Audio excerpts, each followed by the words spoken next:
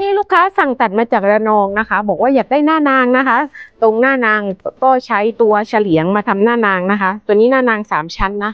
สวยเหมือนกันเนาะใครอยากได้ลายนี้นะคะ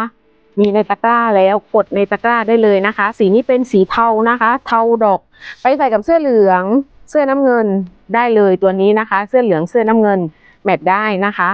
ก็ลูกค้าจากระนองนะคะรอรับสินค้าได้เลยค่ะเสร็จแล้วหน้านางนะคะขอบคุณมากค่ะ